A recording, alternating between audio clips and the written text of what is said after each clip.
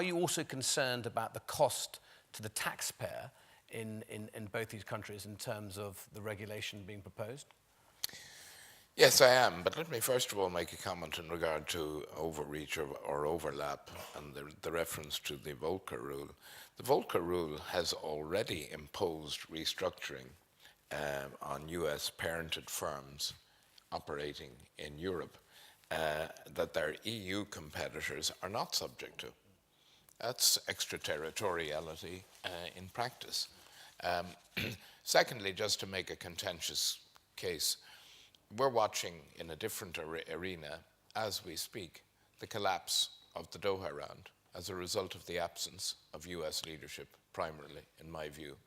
A number of us came out of the report commissioned by Prime Minister Cameron, Mrs. Merkel, and Mr. Erdogan yesterday in Paris in the OECD, which said this.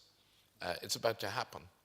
And it's indicative, to my mind, of a problem. Now, I'm not pointing a finger exclusively at the United States. We've enough of our own problems, and we're the major economic problem in the world today in the debt crisis that we're facing.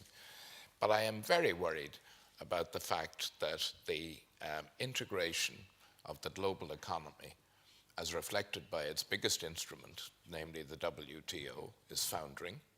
It's not even being referred to. I know that Mr. Cameron must have mentioned it yesterday, and I didn't hear Mr. Obama's speech, but I doubt if it focused on it, because I don't think it's a primary concern of the United States to have the instruments of integration that allow the interdependence of the global economy, which has proved so valuable to us in the recent past, to continue. And I think that that is applicable also in many of the noises and sounds that are coming out of the negotiations and discussions in the financial services sector, where I think that there is a tendency to simply say, we do it best at home, and you're going to have to apply it abroad.